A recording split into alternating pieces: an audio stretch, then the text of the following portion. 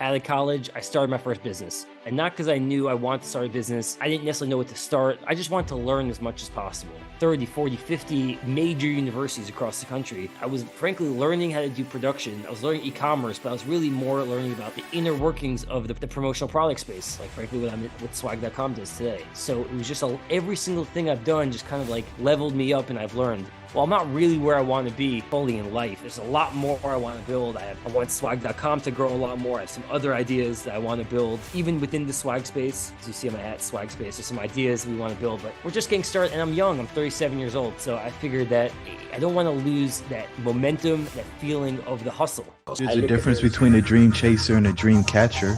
Hey, everybody, and welcome to the Dream Catchers podcast. I'm your host, Jerome. We headed south. We took 95 south and we went down to the Miami area, and I got my man Jeremy Parker in with me today. You're in for a treat. Jeremy, welcome in, brother. Thanks so much for having me. Great to be here. Man, you were telling me you're getting ready to go to a playoff game, Knicks versus the Heat. Life's pretty good after an exit, I would guess. It's not bad. Money is not everything, I'll tell you that, but it's makes things a little bit easier for sure. So let's run down the backstory, man. Did you start out in corporate, or are you an entrepreneur out of high school? How did this go? I was actually a filmmaker in college. So I went to Boston University. I was a documentary filmmaker. When I was 18 years old, I made this movie that ended up winning the Vail Film Festival. So I was 18 years old, on the top of the mountain in Vail, Colorado. And I remember the next day after the Vail Film Festival, there was like this quote unquote celebrity brunch, if you will. Half the room were these like major celebrities that you've all heard of. Half the room were more struggling artists. And I had like this, I remember like an internal gut check. Like, number one, do I love making movies? And number two, am I that good? Like the two questions kept, repeating in my head. And honestly, I didn't think I was that great. And I didn't think I wanted to make this my career. So got back to college. I had another year to go, finish school. And then I had really no work experience. I worked jobs here and there, but I had no like real career knowledge. I was a filmmaker. So out of college, I started my first business. And not because I knew I wanted to start a business. I didn't necessarily know what to start. I just wanted to learn as much as possible. So I started a t-shirt company called Tees and Tats. Horrible name, but it was like a tattoo apparel t-shirts. And I thought, worst comes to worst, the company fails, I'll learn how to build a website. I'll learn how to do marketing, PR. I'll learn how to design a product. I'll learn all the different aspects of starting a business. And I would probably figure out what I was good at or what I enjoyed or what I didn't like. And that set me up. I just had like moderate success, some failures, some bigger successes, some failures, some bigger successes. So it's just been like, striving constantly for the last, 15 years or so as an entrepreneur. So, I mean, you just kind of said it so casually. I won the film festival at 18. Yeah. And then I just walked away from film. Yeah. It was a weird thing. And people looked at me like, what are you talking about? Like, this is amazing. But I just didn't feel like it was necessarily using my skill set for what I want to create or what I want to build. And I had as an entrepreneur, you have to have some confidence in yourself, and you have to have like an extraordinary level of confidence, like beyond just normal. It's not normal to start a business. It's never normal. Like to start a company and to just like dive into the blue ocean, you have no idea what you're going to make of it. There's a lot of reasons why startups don't work. Like, and even with swag, I've seen so many ups and downs in swag and companies before swag. Like I had companies I spent 3 years on that just never took off and they failed. And I spent 3 years of my time being obsessed with and like waking up every day at 7 a.m. and working just as hard as swag was, and it didn't work out. And you could see the ups and the downs, but every startup experience I've had, I've learned something from it, and I've taken it to the next one, and I've gotten better. And I think just entrepreneurship is not like a get rich quick type of scheme. It's like it's a lifetime goal. When people say like swag.com, we launched in 2016 and we got acquired in 2021. Wow, that's amazing what you guys built in such a short period of time, and you guys exit. I look at it as like, I've been doing this for 12 plus years before that no one knew about, or that had the failures. And I wouldn't have been able to be successful if I didn't have those early failures. So I just think it's a lifetime sport, if you will. For sure. So In the t-shirt business, I guess we go Yep. there. We might go further back. You're Yep. chief everything officer. Yeah. How'd you figure out like the problem to solve for your clients, and how'd you know that there was a need for that? Because you said it was a bad name, but like, how'd you know? It was a bad name, and it frankly wasn't a great business either. I didn't know what I wanted to do or what I was good at. And I thought t-shirts made sense because they're tangible. People want t-shirts, and I could build an online site where you could sell them and I could make them really high end price. So the t-shirt company was called Tees and Tats, $250 t-shirts, very, very expensive t-shirts. Each one was hand signed and numbered by the artist, and he was a world famous tattoo artist. And they designed this really cool tattoo graphic stuff on the back of the shirts. So nothing in the front. You could wear a suit jacket, looks really nice, really high quality. You take it off, there's like a party in the back. And the idea was just like it was trying to be fun and cool. And we actually did really great. We were selling a lot of these t-shirts. I was going hand to hand, door to door sales, getting these boutiques. And I launched it in 2007. So take your audience back to 2007. This is like right when the recession hit. So we launched 2 months before the recession. As you can imagine, people are not buying $250 t-shirts when they can't, support their families and buy food. So I actually, it's kind of funny. I came up with a market relating pricing model. So basically I tied the prices of our t-shirts to the prices of Dow Jones. So if the Dow dropped, if the stock price dropped, they would get a discount on their t-shirt price. And it was a little gimmicky, but I wrote this idea to Mark Cuban. It was, obviously Mark Cuban, famous entrepreneur, but he had a blog called Blog Maverick that as I was becoming an entrepreneur, I was reading Blog Maverick every single week because I was trying to learn as much as possible and soak it all in. And he responded within 10 minutes. It was like I didn't think it was him. He responded right away, said, "I love your story. Do you mind if I write about it?" And he wrote about me in this blog about like the innovation and being creative and being an entrepreneur who's not willing to die. And that got me some sales. And that was seen by Ad Age, a really large magazine. They ended up writing about me. And it's just kind of set me on the path of learning all the different aspects of the business and meeting a lot of people. It ultimately got me introduced to a guy named Elliot Pizer. Elliot Pizer is the CEO of a large company called MV Sport. And MV Sport happens to be in the promotional product space. So when I was 22 years old, I learned the ins and the outs of the promo industry and the challenges. And I did that business. I worked under his company umbrella as a new startup. And I started this company called Vote for Art at the time. And the idea was, what if we could partner with different major universities and college campuses and minor league baseball teams, and we could do graphic design contests where the winning design would be sold on the t-shirt at the company bookstore, at the schools, stadium. And we started launching this, 30, 40, 50 major universities across the country.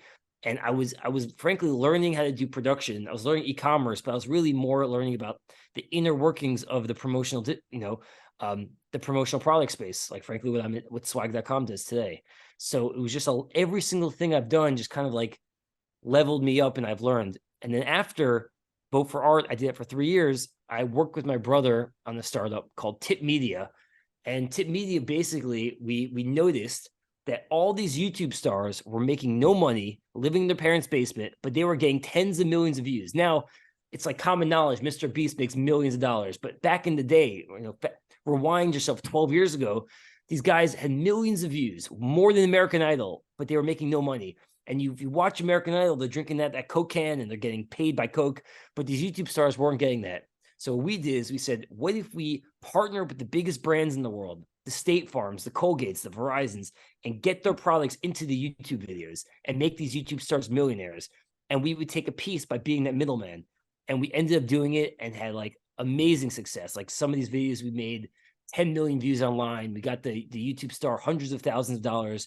We were able to make hundreds of thousands by being that middleman. Like it was kind of like buying oil before people knew how valuable oil was, right? And then that led me to the next thing. It's a constant, like you do something and you introduce you to somebody. Right after that, we ended up partnering up with Jesse Itzler, who I don't know if you're familiar with Jesse Itzler. I am. World famous That's entrepreneur, crazy. Marquis Jet, Zico Coconut, me and my brother, after we did that startup, partnered up with him. We moved into his office. We worked at his office for 3 years with him. We started buying up the rights to major celebrities, Twitter feeds and Facebook feeds. So we were basically this liaison between the major celebrities now and the Colgates, Verizons, and all these things. And that company was actually acquired by a publicly traded company. I was 25 years old.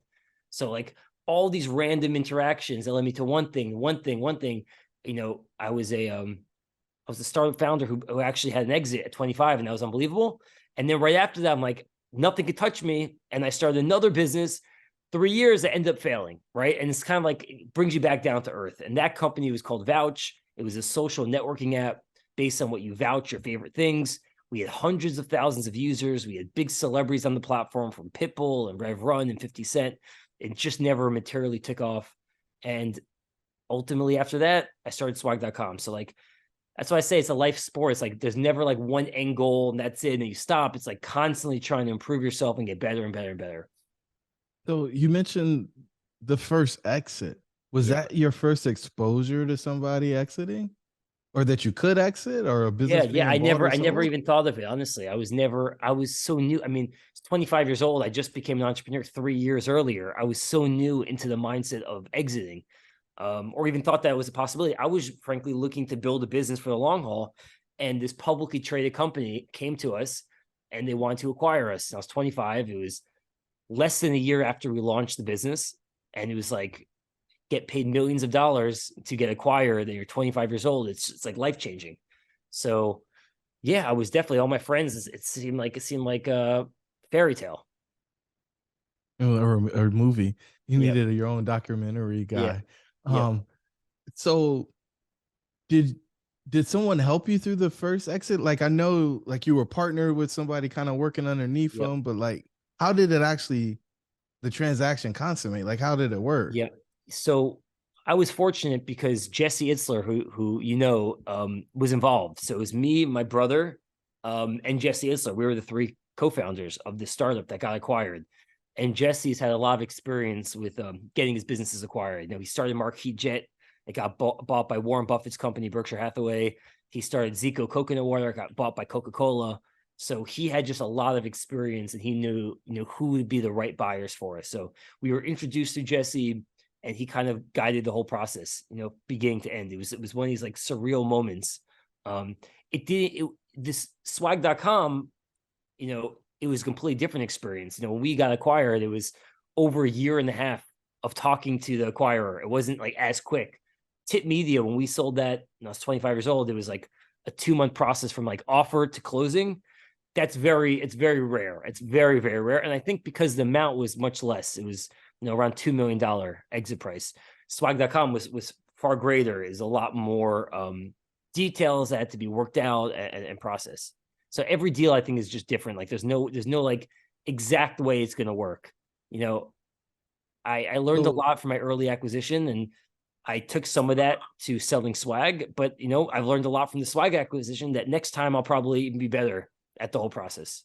so what was one or two of the biggest lessons you took from the first acquisition into the second one?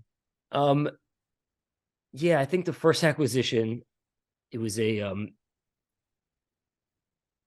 negotiate heavy on up the front, and I think I made a similar mistake with swag in general, but with swag, it ended up working out, and it was ultimately right. The first thing, we trusted 100% the acquirer, and we came into like naive a little bit. Like you have to be protected a little bit more in terms of the number you're going to get. A lot of acquirers come in with the price, and by the end, the prices looks very, very different than the agreed upon price. And I never thought that. I'm a naive kid. I just thought they made a price, we agreed on the price, and that's it.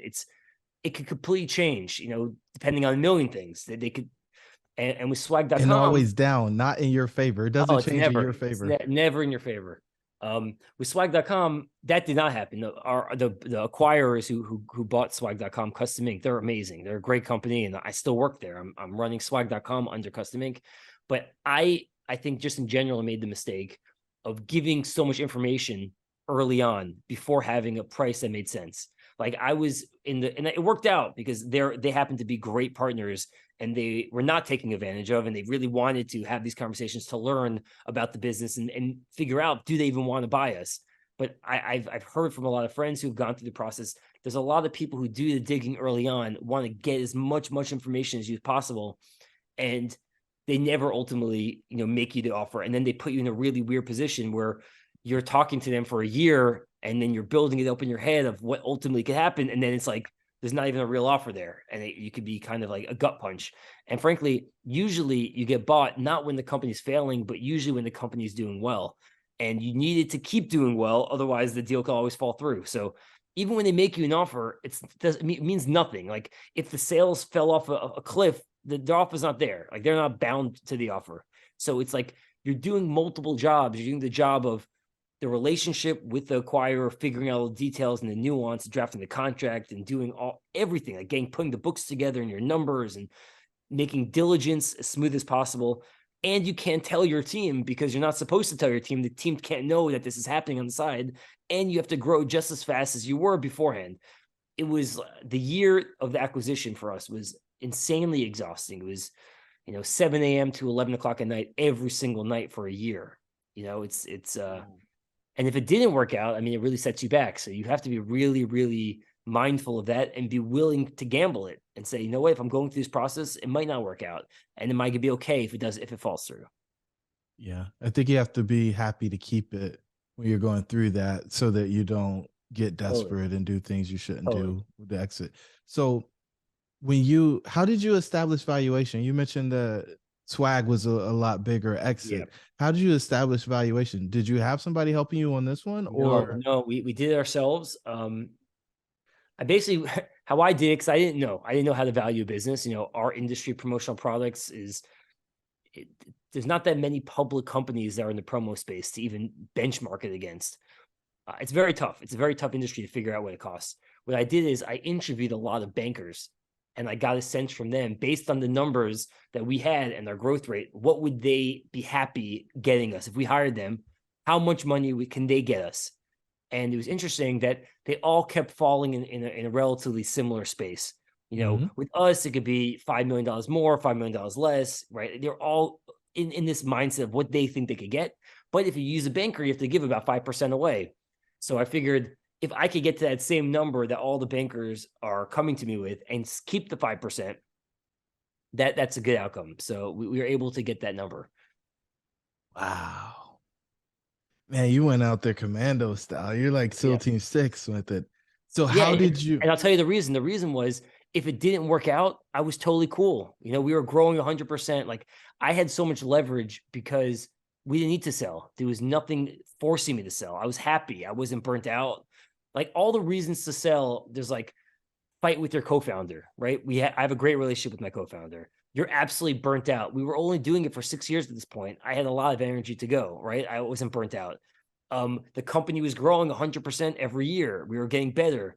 That's, people are slowing down. They want to sell. We had a huge pipeline of features to make our site even better. We had a vision for where we could take this. So there's nothing forcing me to. The only reason why I would sell is because it would materially change my life only at a price that I was willing to do it for. If it fell below that price, I wasn't willing to do it. So materially changed my life. So you get the check. Yeah. Right? Or is it a wire? It was a wire. It was part of the deal for me was majority in cash and smaller percentage in their stock. So for me, the cash came in. It was I remember it was on Monday, I believe, and it was just it didn't feel real. Honestly, it doesn't feel real. It's like there's no difference. I'm not going to spend the money. Like I'm not going to do anything with it. Right? There's no difference on a day to day. I mean, I'm not a spendy type of guy in general. So it wasn't like, oh, I'm going to be buying a Ferrari now. I just never even crossed my mind to do those kind of things. But it was just like, you can start thinking about your future, right? Like, as an entrepreneur, you're struggling. You're more often than not struggling until you're not struggling. I mean, that's pretty much the game. Like you're signing up for years and years of heartache and heartbreak and stress for the hope that one day you don't have those heartbreaks and stress and you actually make it. And it pays for all those years of stress. I think that's one of the things. And also, frankly, I'm just an entrepreneur by nature. I like building things. So whether it came with money or it didn't, I like creating something out of nothing and seeing it come to life. So it was more of like a challenge and a game for me more than the money, honestly. But when you do look at the amount and you're thinking, I have 2 kids, like they don't have to worry about college. They don't have to worry about food. Like we're totally cool. I could take vacations. I don't have to worry about stuff on a day-to-day. It kind of just alleviates any kind of pressure. So totally. It's that feeling. It's more of like the feeling of not having to worry, I would say. So when I heard you on another interview, Mhm. the reason why I reached out is because of what you bought, right? Yeah. Because you said I'm not going to buy a Ferrari, but it's important that this materially changes my life. Yeah. What'd you buy, man? I first, second, not even the first month. First month I got nothing. The second month I ended up buying myself a bicycle because I live on the beach and I want to be fit. I want to be healthy, and that's something that you have to earn that. You have to earn health, right? It's not given to you. You can't buy it either. You can't buy it. But this is your life. This is the one body we have. So I want to be fit, and I figured I'd buy a bike. So I bought like a $650, $700 bicycle just for Like the, a and that's it. beach That's really just, cruiser. yeah, one of those beach cruisers. A little bit, they have a little like the pricklies, so they can actually like ride on the sand.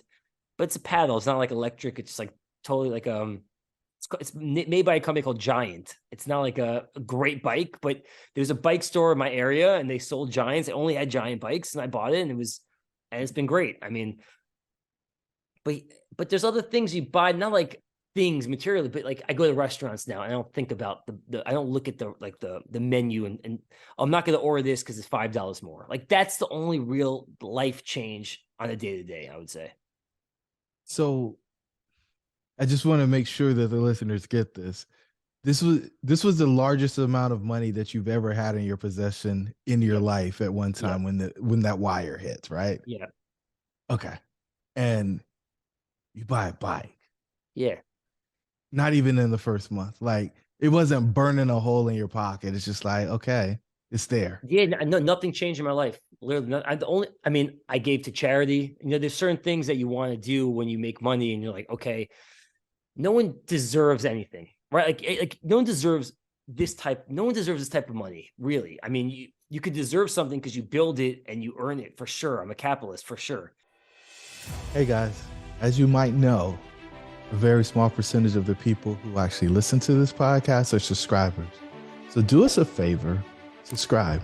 In fact, we did some analytics and we found out that only 25% of the people who listen are subscribers. And our goal is to get that to about 75% over the next 3 months. So do us a favor, hit the subscribe button so you get notified when our new episodes come. We plan to bring immense value to you guys going forward as we continue to improve the content that we create at Dreamcatcher. Your dreams should be real. Let's get back to the show. First thing I thought, I'm like, let me just give some charity. So that was the first thing. And then I'm like, let me buy something for myself. And I didn't really need anything, right? I'm not like a jewelry guy. I just thought, let me buy a bicycle. That was really it. I mean, it's not like I bought my wife a piece of jewelry for her because she likes that type of stuff. Yeah. But if you don't like it, like what's the point of wasting money or spending money on stuff you don't really, it doesn't really move the needle. I thought about buying a watch for myself to commemorate it, but I have a watch. I didn't really think I needed it. It just felt like it would be wasteful to spend if you don't really need it or want it. Wow. So did you celebrate in any way? Yeah, totally. I celebrate with my family, but like a dinner, like a nice dinner, family get together, some friends, we went out for a dinner, but like nothing more than you do for a birthday. It wasn't like we didn't need to just spend to spend. I'm a married guy. I have 2 kids. It was like, do I go clubbing? Like none of my friends like that anymore. Like, what are we doing? Like if this happened like 10 years ago, sure, I would have acted very differently, right? I probably would have bought something stupid or I would have gone out, I would have gotten a table, I would have done the whole experience, but I don't know. It doesn't move the needle for me. It's not exciting anymore. No. So the feeling of conquest Yeah. after the exit, how long did that last? Probably a day. Yeah. I'm telling if you're doing entrepreneurship for the glory of it, it's hard. I don't know. I think it's like maybe it's just me, but most people I It's know, not. it's not it. I mean, when we sold, there's like a day it was like Forbes wrote about us. So I remember that was pretty cool that Forbes wrote the whole article and I had a picture of me and my co-founder. And I was like, whoa, this is like really happening. And then that same day we got the money and it was really exciting.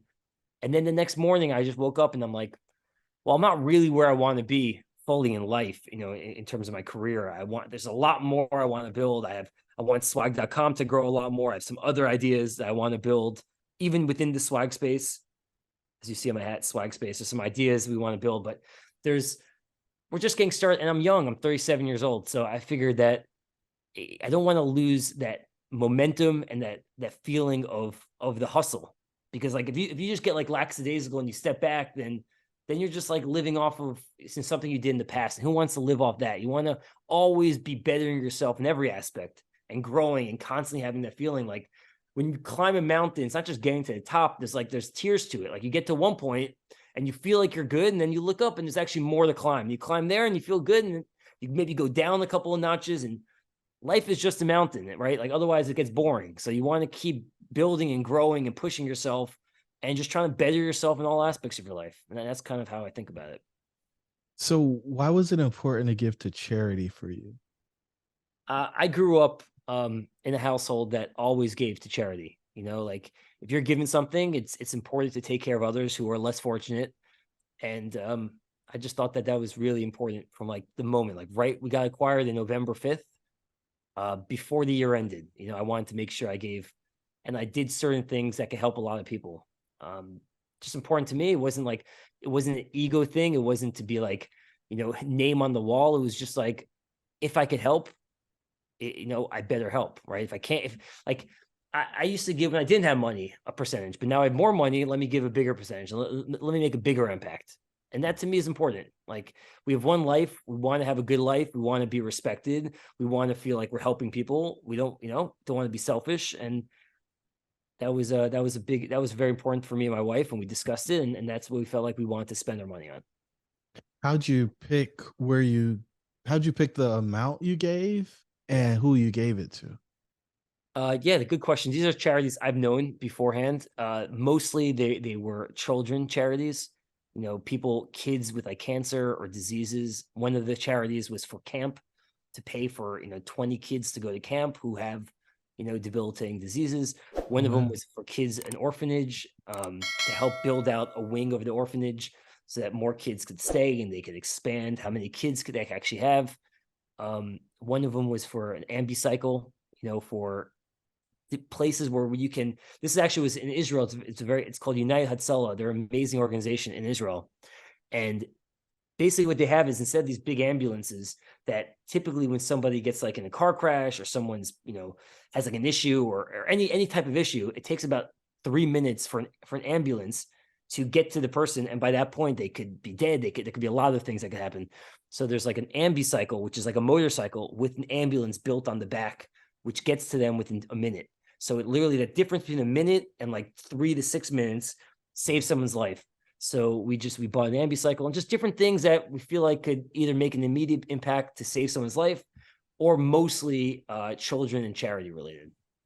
This is really cool. So you're making the point that I like to make a lot, but you're not saying it the way I say it. So for the sake of being exhaustive, like we found most people are chasing the wrong F, and we personally don't believe it's their fault. Like the American dream is all about creating financial freedom, and we're programmed for decades to chase it. Mm-hmm. But it isn't until like you get there, you realize like that's not it. Mm-hmm. Right. And like a lot of my private clients, they come to me asking, what was it all for? Is this really it? And what now? And when they're asking like those questions, what I think they're really looking for is the other F, that F being fulfillment. Mm-hmm. And, they're in this new place, they're struggling with all the doubts that come with the other side of the exit. And they're moving through this thing we call the founder's exit paradox, where they have feelings similar to an existential crisis, Mm-hmm. but where they're questioning like the meaning and the purpose of their life, but it's different because it was triggered by a major accomplishment. Usually people, when they go through the existential crisis, somebody passes away or they lose something that was really important Mm-hmm. to them. And it sounds like you'd already had that part figured out. Like you said it earlier, like, nope, we're not owed anything. Mm-hmm. Right. And you got to earn your health. And like, you're walking up these 6 levels that we work through, where it's like, you got to make a difference. Like the money isn't to be Mm-hmm. blown, it's to be invested for a lasting legacy. Mm-hmm. Right. And making other people's lives better.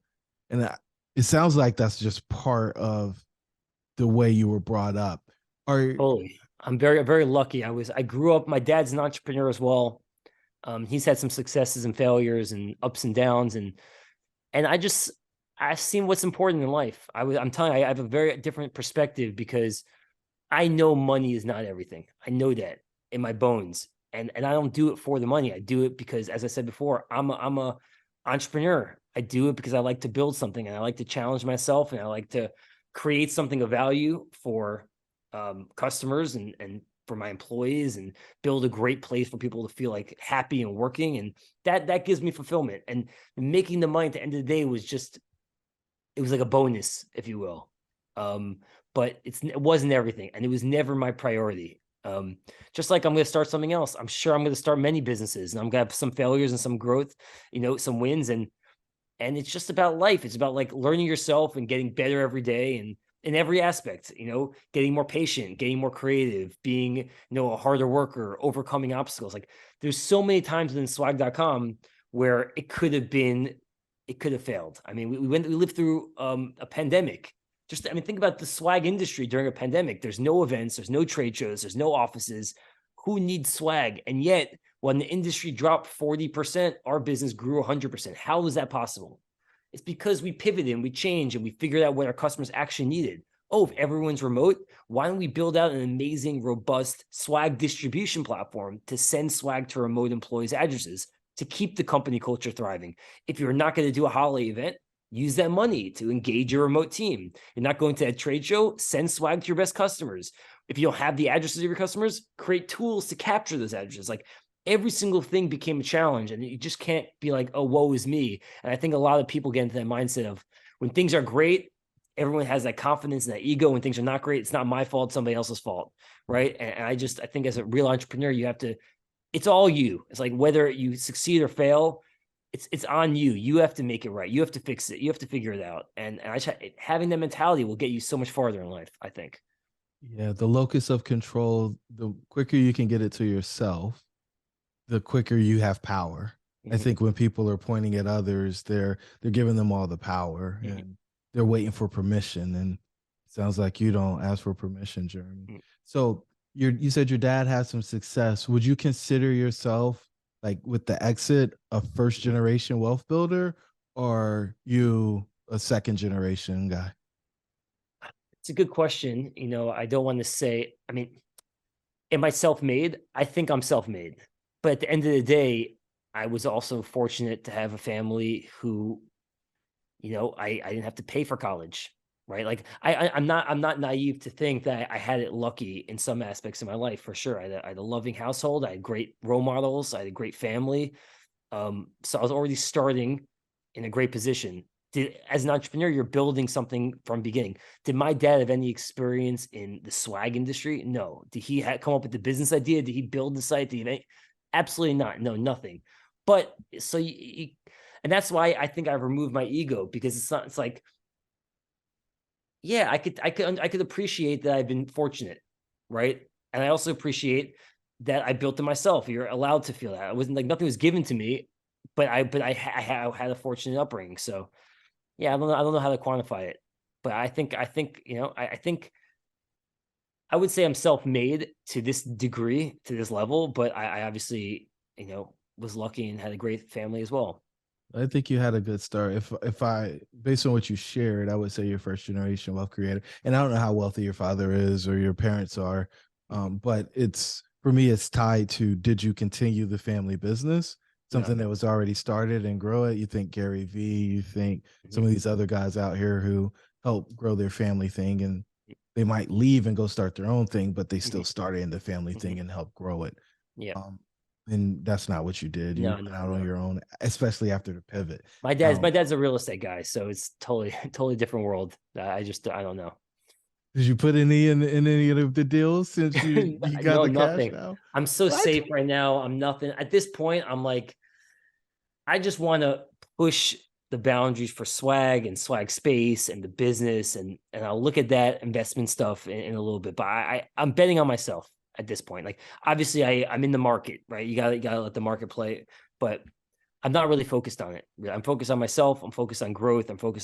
I have the biggest, to me, I believe in myself that if I'm going to make the most money, it's going to be because of betting on myself. That's really, especially I'm a young guy, I'm relatively young, so I feel like I've a lot of money making years ahead, and I should focus on that. Yeah, you can move the needle more in your business than investing Totally, in somebody totally, else's, and totally. I think that makes a lot of sense. Did you? Huh, man. So you said you didn't have anybody really help you guys with swag. How did you get into the conversation with the acquirer? And I guess the other question I like to ask is, did you did the first person that you talked to close? Because it usually doesn't happen that way. Uh, yeah, it's interesting. So we became like somewhat known, very known, frankly, in our industry, in the promotional product industry, because we were on the Inc. 500 for 2 years in a row. And it's very rare for any promotional product swag company to make the Inc. 500 at all. For your audience, Inc. 500 is the 500 fastest growing companies, privately held companies. And we did 2 years in a row. And we were all like in the promotional product industry news.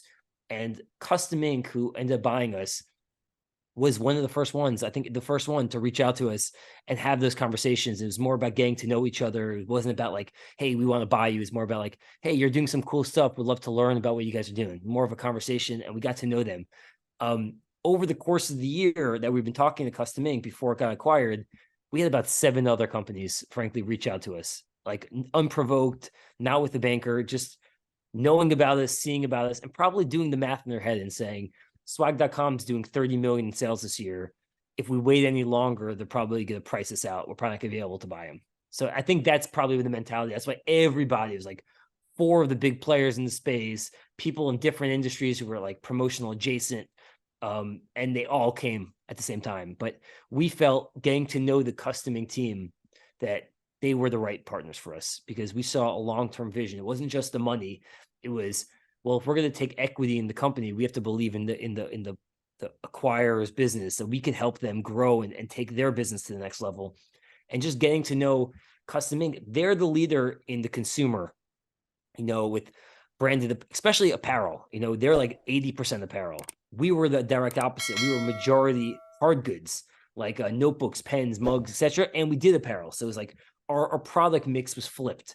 That was the number one. Number two, they're focused more on consumer. We're focused solely on businesses. So our figuring is, what if an order happens at Custom Inc. and happens at swag.com, and it both hits this operational backend?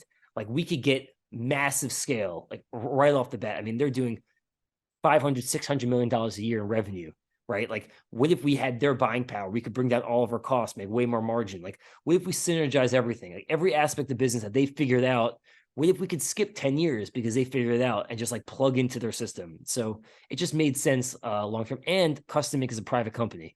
So it gave us that upside of, well, what can we build together and then maybe take it public one day, or have an exit at that point.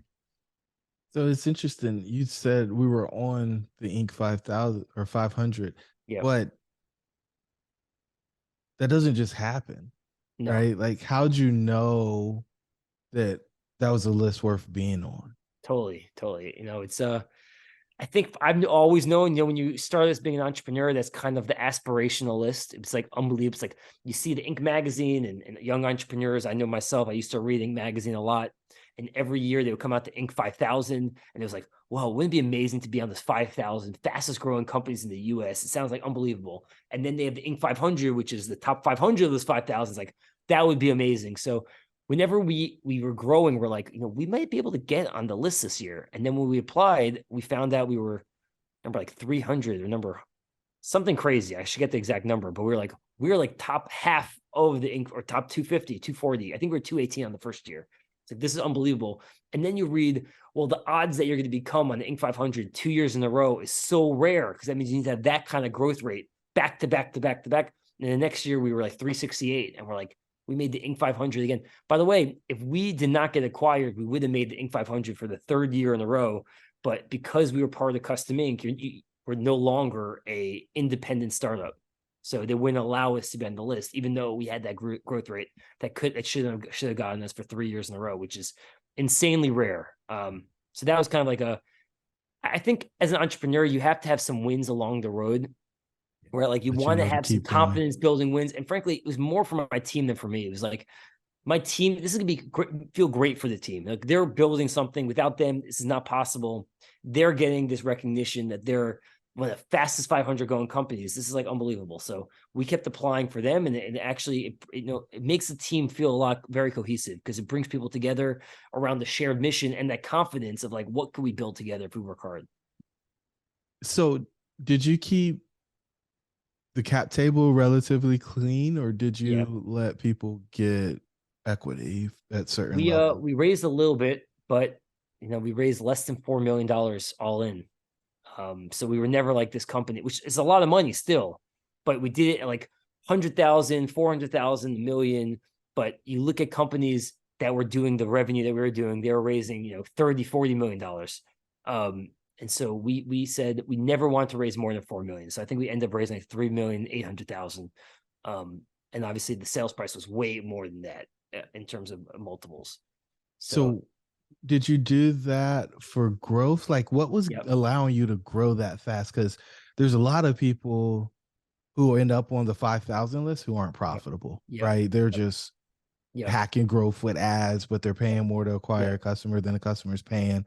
Like, how'd you make that part work? Because I think that's secret sauce there. We were profitable. Our business is frankly a great business. One of the reasons why I started it.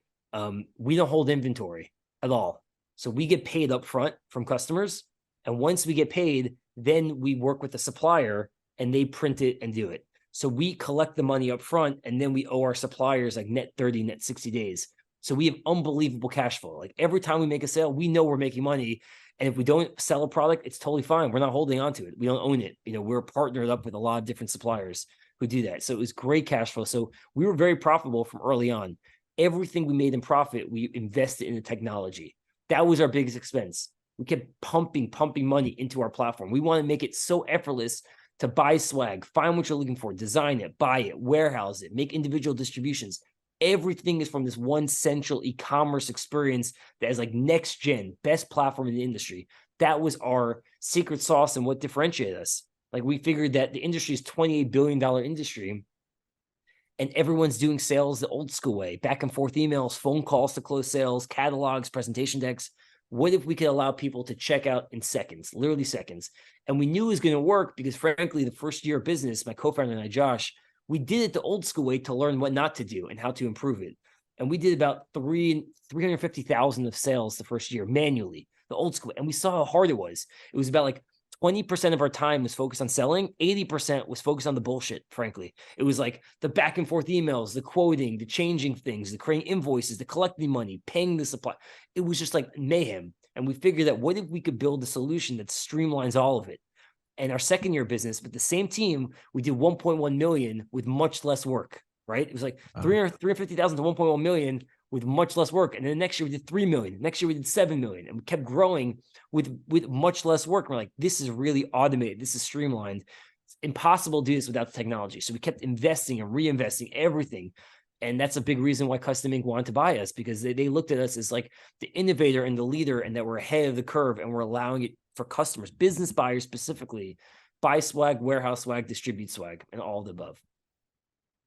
Did you have an actual CTO? Because I see a lot of people who are in e-commerce and they don't believe they're running a tech company, but your words say it's very clear. Totally. Yeah. We have a CTO, Lexi, been with us for over 4.5 years at this point. I'm CEO, but I'm also head of product. So how it works is I work with our designer, Steven, designing all the features, the whole user experience. And then I work with our CTO and we actually build out the feature set. So it's a very small, tight-knit group. We don't have tons of people, tons of input. It's literally me and Steven design it. I work with Alexi, our CTO, to build it. And we're 100% a tech company. Like most e-commerce people don't necessarily need a CTO because they're using a Shopify plugin, right? Like we're building completely from the ground up, a lot of tools, a lot of tech, frankly, because our products are not just selling a t-shirt. Like it's customization, and that adds a big element and very complex, right? Like there could be a 5-color print versus a 2-color print. They're different pricing. There could be 1,000 versus 100. It's dynamic pricing based on the quantity. There could be a logo on the front and the back, which is different than the logo on the front and the sleeve. There could be embroidery, sewing of stuff, or screen printing, or laser engraved. all these different elements affect the price. So you have to build a fully dynamic pricing algorithm based on every single product. And we have 7,000 products in our catalog. So there's a lot, and that's just the product. That's beyond the uploading and the mocking it up and making sure the print is the exact right size, or the Pantone colors is Coca-Cola red, not Staples red. Like, there's so much that goes into allowing people to purchase swag specifically for a business. And then you factor in when they buy it, it either gets sent to their office or it gets held in our 3PL warehouse, and then giving them the tools to manage that inventory in real time. There's like layers to it. So yeah, I believe we're 100% a tech company, and that's how we've been treating it from the start. Did that have a big impact on your valuations? Because I feel like you got a Totally. premium. It had to. Yeah, we wouldn't have sold for less than that. We in our mind, we are a tech company and we invest in tech. So we didn't want to be valued as a promotional product company like everyone else, because we're That not the same multiple is a thing. lot lower. A lot lower. We're not the same. And our acquirer realized that. And that was one of the main reasons why they acquired us in general. They knew the value of the tech and of our platform. Wow. All right, Jeremy. So 2 more questions, man, to wrap this bad boy up. The first one is, who else should we have on the show? Ooh. Who's had a big exit? That Yeah, it tells the story well. Yeah, there's a guy who's actually very close friends with my brother. My brother went to Harvard Business School, amazingly smart guy. My brother's best friend, this guy Ellie Portnoy, is unbelievable entrepreneur. He I believe he worked at Amazon for a period of time. Then he went to Harvard Business School, and he sold 2 companies since Harvard Business School. So Wow. to have back-to-back companies exit, it's like he's hitting 100. He's batting 100, and they're both in very different things. Very technical, very nice guy, super thoughtful. I think you guys should reach out to him. Ellie, we're coming for you, brother. Jeremy said you're the guy. All right, Jeremy. Final question for you, man. What's the one thing you want the listeners to take away from the episode? Yeah, I think in general, I mean, I assume your audience is entrepreneurs or people who want Sure. to start a business. And Yeah. I think a lot of entrepreneurs, myself included, when I was younger, had the fear of failure. Oh yeah. And that honestly is a famous quote. It's like, fear of failure kills more dreams. Like the fear of failure kills more dreams than failure ever could. And you get into this mindset of like, I don't want to launch something because it might not be perfect, or I have to make it exactly right. And when you launch something, it's never going to be right. Just have the mentality that I'm going to launch something and it's not going to be right. But if you have the mentality of learning from it and pivoting and changing and making it work, you're always going to be successful. So like now I have no fear whatsoever. I'm going to launch something. I'm building this new startup. I can't get into it yet, called Swag Space, underneath Custom Ink and swag.com. It's a big idea. It's a huge idea. I'm swinging for the fences with this one, right? And I'm confident it's going to work. And if it doesn't work, and I assume it won't work from day one, I'm going to learn. I'm going to pivot. I'm going to learn from customers and change the attitude and focus on something different. And I'm going to make it work. I have the confidence to make that happen. So I think every entrepreneur has to take that mindset. You're going to figure it out. I just think take the first step. Don't second guess yourself. I think that's the main thing. Man, Jeremy, this has been awesome, man. You didn't disappoint for sure, bro. I'd love to see a picture of your bike at some point. Oh, yeah. I'll send it to you for sure. If the listeners have any other questions or want to learn more about Swag Space or what you're doing at swag.com, what's the best way for them to find out more? Please reach out to me, Jeremy at swag.com, or reach out to me on LinkedIn, Jeremy Parker. You can easily find me. Beautiful. To the listeners, if you want to have a conversation about your 8-figure exit, please reach out. Hit me at Jerome at jeromemyers.co. Until the next time, your dreams should be real. Thanks again, Jeremy.